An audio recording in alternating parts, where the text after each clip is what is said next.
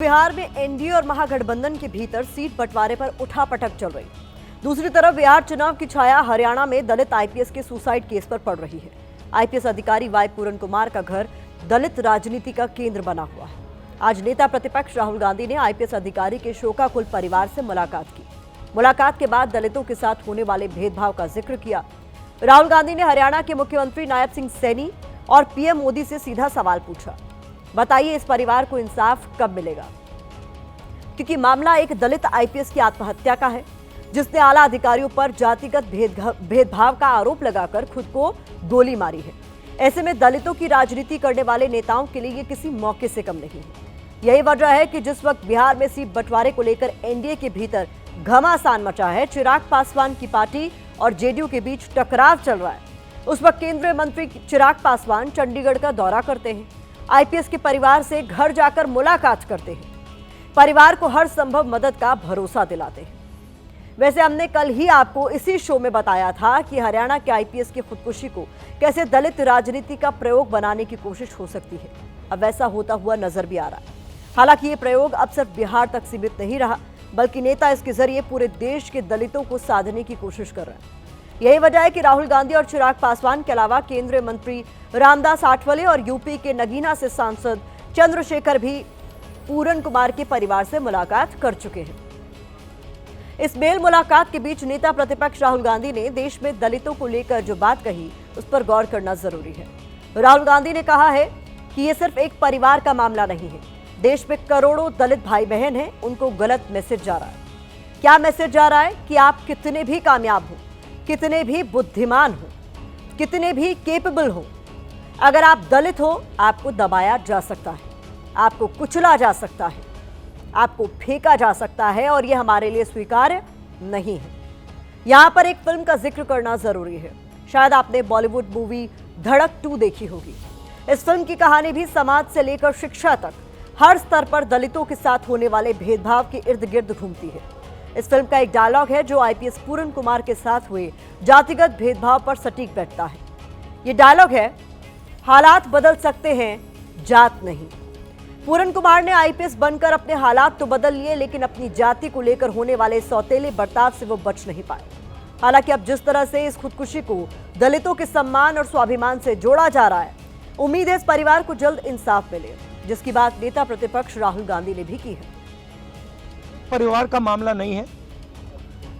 देश में करोड़ों दलित भाई बहन हैं, उनको गलत मैसेज जा रहा है। क्या मैसेज जा रहा है? कि आप कितने भी सक्सेसफुल हो, कितने भी इंटेलिजेंट हो, कितने भी कैपेबल हो, अगर आप दलित हो, आपको दबाया जा सकता है, आपको कुचला जा सकता है, आपको फेंका जा सकता है, और ये हमारे लिए एक्सेप्टेबल नहीं है। तो मेरा मैसेज है as LOP to prime minister of India, to chief minister of Haryana, आपने इन 2 बेटियों को जो कमिटमेंट दिया है, इसको आप पूरा कीजिए, और जो इनका फ्यूनरल है, पापा का फ्यूनरल है, उसको होने दीजिए, और ये तमाशा अब बंद करिए।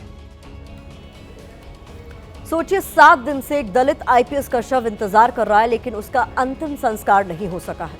ये देखकर देश का एक आम दलित क्या सोचता होगा, क्या महसूस करता होगा, हम और आप इसका अंदाजा भी नहीं लगा सकते। हैरानी इस बात पर है कि दलित समुदाय से आने वाले आईपीएस स्तर का एक अधिकारी सिस्टम से तंग आकर खुदकुशी कर लेता है, लेकिन आरोपियों के खिलाफ सरकार की तरफ से कोई कड़ा एक्शन नहीं लिया जाता। हाँ, इतना जरूर हुआ कि चारों तरफ से दबाव बढ़ता देख हरियाणा सरकार ने डीजीपी शत्रुजीत कपूर को लंबी छुट्टी पर भेज दिया है। शायद ये कदम इसलिए उठाया गया क्योंकि विपक्ष ने इसे मुद्दे को उठाया और दलितों के साथ होने वाले अत्याचार से इसे जोड़कर तूल देना शुरू कर दिया।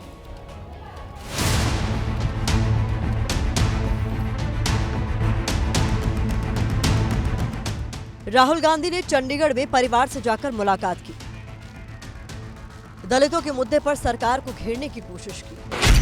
आम आदमी पार्टी से राज्यसभा सांसद संजय सिंह ने भी पोस्ट किया, ये कैसी त्रासदी है, कहां हो डबल इंजन के मालिक। 8 दिन बाद भी पूरन कुमार जी का अंतिम संस्कार नहीं। दलित समाज से आने वाले आईपीएस पूरन कुमार जी अपमान नहीं सह पाए और आत्महत्या कर ली। इसके साथ ही एआईएमआईएम अध्यक्ष असदुद्दीन ओवैसी ने भी एक्स पर लिखा, ये दुर्भाग्यपूर्ण प्रमाण है कि दलितों को आगे बढ़ने की अनुमति नहीं है, भले ही वो आईपीएस अधिकारी बन जाए।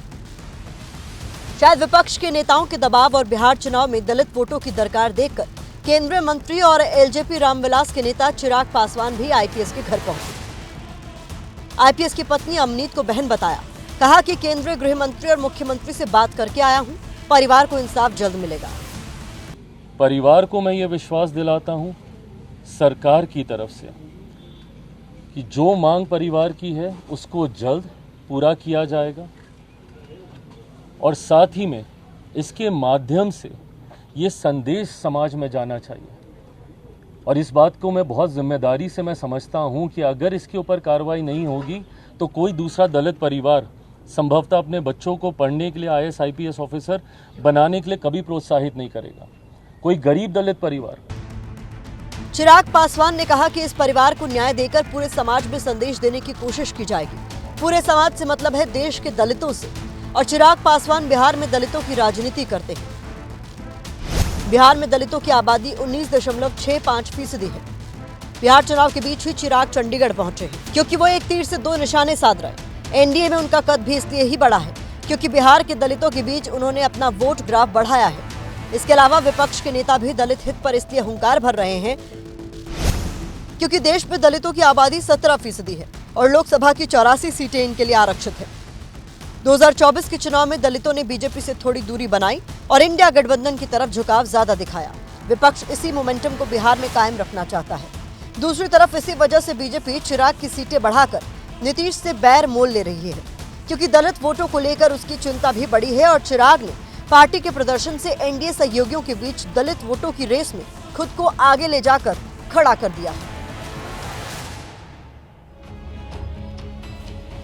इस बीच सवाल ये भी है कि हरियाणा की सरकारी मशीनरी में आखिर चल क्या रहा है। क्या हरियाणा के पुलिस अधिकारी और कर्मचारी किसी बड़ी साजिश की गिरफ्त में हैं? क्योंकि आईपीएस पूरन कुमार की खुदकुशी के बाद हरियाणा पुलिस के एक एएसआई ने भी सुसाइड कर लिया है। एएसआई संदीप लाठर का शव रोहतक के लाड़ौथ गांव से मिला है। जानकारी के मुताबिक संदीप लाठर ने खेत के पास बने कमरे में जाकर आत्महत्या की है। संदीप लाठर आईपीएस पूरन कुमार के स्टाफ के खिलाफ वसूली मामले की जांच कर रहे थे। संदीप लाठर ने आईपीएस पूरन कुमार के साथ तैनात सुशील कुमार को गिरफ्तार किया था। एएसआई संदीप लाठर का सुसाइड नोट और एक वीडियो भी सामने आया है, जिसमें उन्होंने आईपीएस और उनके परिवार पर आरोप लगाए हैं।